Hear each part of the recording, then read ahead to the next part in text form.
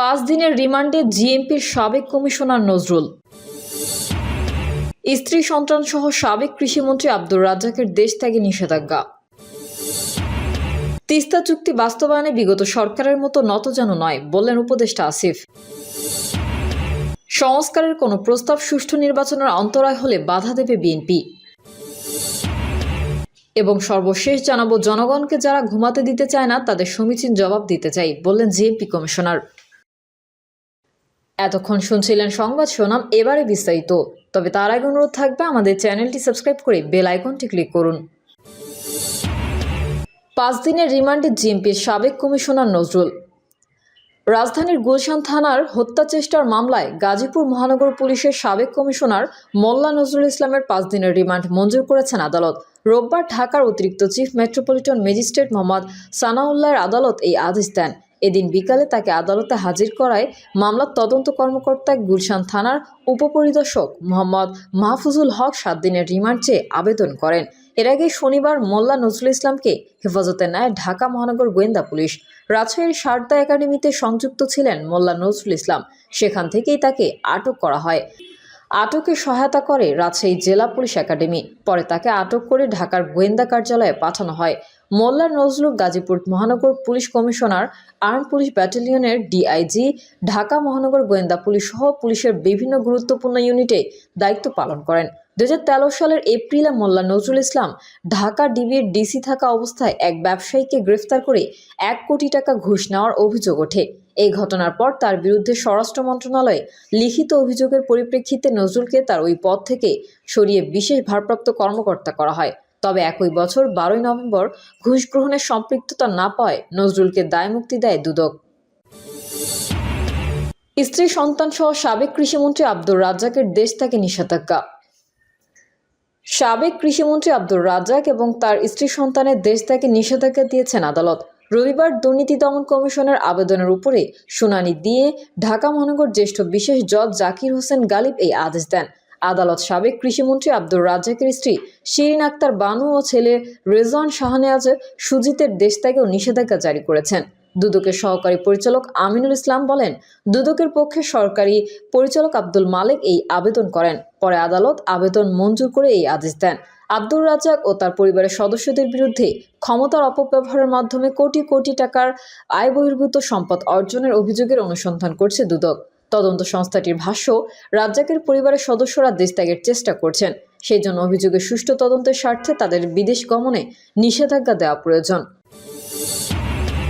তিস্তা চুক্তি বাস্তবায়নে বিগত সরকারের মতো নতজানু নয় বললেন উপদেষ্টা আসিফ। অন্তর্বর্তীকালীন সরকারের স্থানীয় সরকার, পল্লী উন্নয়ন ও সমবায় মন্ত্রণালয় এবং যুব ও ক্রীড়া মন্ত্রণালয়ের উপদেষ্টা আসিফ মাহমুদ সজীব ভুঁইয়া বলেছেন, বিগত সরকারের মতো নতজানু হয়ে নয়, তিস্তার চুক্তি বাস্তবায়নে এই অঞ্চলের মানুষের পানির ন্যায্য হিস্যা আদায়ে অন্তর্বর্তীকালীন সরকার ভারতের সঙ্গে মাথা উঁচু করে কথা বলবে। প্রয়োজনে তিস্তার পানির ন্যায্য হিস্যা আদায়ে ভারতকে আন্তর্জাতিকভাবে চাপ প্রয়োগ করা হবে। উত্তরবঙ্গের যেখানেই গিয়েছি সবার একটাই দাবি, রিলিফ চাই না, তিস্তার পানি চাই। তিস্তা মহাপরিকল্পনার চূড়ান্ত অন্তর্বর্তীকালীন সরকারের সময় হবে বলেই জানান তিনি। এছাড়াও উত্তরবঙ্গের অন্যান্য উন্নয়ন কার্যক্রম প্রসঙ্গে স্থানীয় সরকার উপদেষ্টা বলেন, তিস্তার চরে জনসংখ্যা অনুপাতে শিক্ষা প্রতিষ্ঠান নির্মাণের ব্যবস্থা করবে স্থানীয় সরকার মন্ত্রণালয়। উত্তরবঙ্গে কৃষি পণ্য সংরক্ষণের জন্য বিভিন্ন স্থানে কোল্ড স্টোরেজ নির্মাণের কথা উল্লেখ করা হয়। পাশাপাশি কৃষি শিল্পের বিকাশের জন্য চিনিকলগুলো চালু করা হচ্ছে বলে জানান তিনি। পীরগাছা থেকে চিলমারির অর্থনৈতিক সমৃদ্ধি বাড়াতে তিস্তার উপরে 1400 মিটার ব্রিজের সার্ভে করা হয়েছে। এই সরকারের আমলে উদ্বোধন করা হবে বলে আশাবাদ ব্যক্ত করেন স্থানীয় সরকার উপদেষ্টা। ইতোমধ্যে শিক্ষার হার বৃদ্ধিতে উপজেলা ভিত্তিক আধুনিক লাইব্রেরি এবং উন্নয়ন কাজের জন্য বিশেষ বরাদ্দের ঘোষণা করা হয়েছে বলে উল্লেখ করেন তিনি। প্রধান অতিথি হিসেবে বক্তব্যকালে পানি সম্পদ মন্ত্রণালয়ের উপদেষ্টা সৈয়দ রিজওয়ানা হাসান বলেন, তিস্তা আন্তর্জাতিক নদী বিধায় কোনো দেশের একক অধিকার নাই। তিস্তার বাঁধ খুলে দেওয়ার আগে ভারতের উচিত আমাদেরকে অবশ্যই অবগত করা। চীনের সাথে তিস্তা মহাপরিকল্পনা 2025 সালের ডিসেম্বরে চূড়ান্ত হবে বলে জানান তিনি।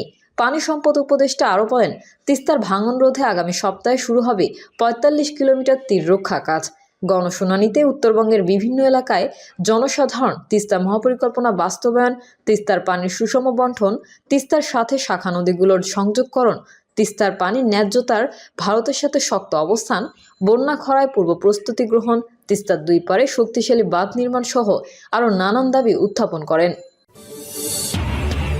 সংস্কারের কোনো প্রস্তাব সুষ্ঠু নির্বাচনের অন্তরায় হলে বাধা দেবে বিএনপি।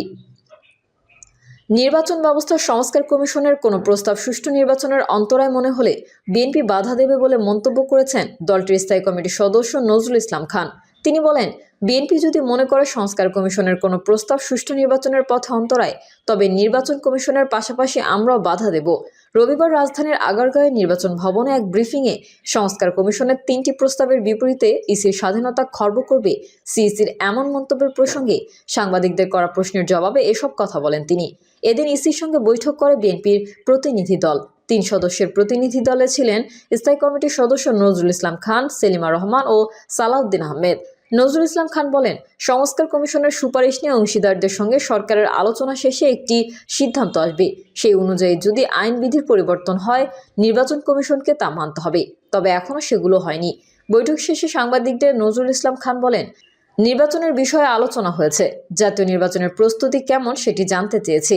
মনে হচ্ছে নির্বাচন কমিশন সঠিকভাবেই নির্বাচনের প্রস্তুতি নিচ্ছে। ইসির ভোটার তালিকা হালনাগাদ কর্মসূচি নিয়ে আলোচনা হয়েছে জানিয়ে বিএনপির এই নেতা বলেন, আলোচনার পর মনে হয়েছে আগামী মে-জুন মাসের মধ্যেই তারা আপডেটেড ভোটার লিস্ট দিয়ে নির্বাচনের আয়োজনের জন্য প্রস্তুত থাকবে।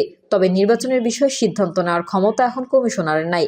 রাজনৈতিক মতামতের ভিত্তিতে সরকারের অনুরোধ সাপেক্ষে কমিশন নির্বাচন আয়োজন করবেন। ইসির প্রস্তুতি অনুযায়ী খুব দ্রুতই নির্বাচন আয়োজন সম্ভব বলে মন্তব্য করেন তিনি এবং আরও বলেন, বিএনপি কতদিনের মধ্যে নির্বাচন চায় এমন প্রশ্নের জবাবে তিনি বলেন, যেহেতু নির্বাচনের তারিখ ঘোষণা করার দায়িত্ব সরকারের, আগামীকাল প্রধান উপদেষ্টার সাথে আমাদের একটি আলোচনা রয়েছে, আমরা সেখানে এই প্রসঙ্গ তুলব। জনগণকে যারা ঘুমাতে দিতে চায় না তাদের সমীচীন জবাব দিতে চাই, বললেন জিএমপি কমিশনার। গাজীপুর মেট্রোপলিটন পুলিশের কমিশনার ডক্টর নাজমুল করিম খান বলেছেন, যারা জনগণকে অশান্ত করতে চায়, জনগণকে অস্বস্তিতে রাখতে চায় ও তাদের ঘুমাতে দিতে চায় না, আমরা এর সমীচীন দিতে চাই।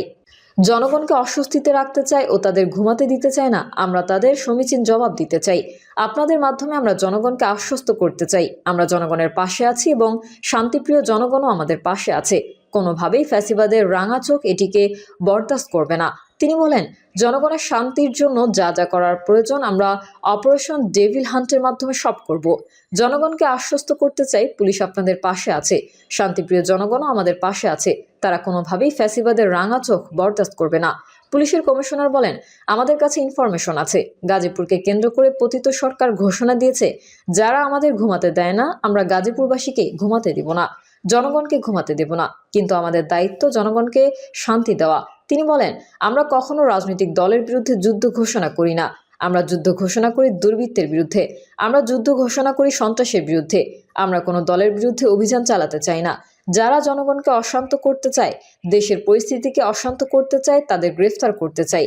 পুলিশের এই কর্মকর্তা বলেন, এ ঘটনায় যারা সরাসরি জড়িত তাদের মধ্যে থেকে 11 জনকে গ্রেফতার করা হয়েছে। এখন পর্যন্ত 82 জনকে গ্রেফতার করা হয়েছে। আমরা প্রত্যেককে আইনের আওতায় আনব।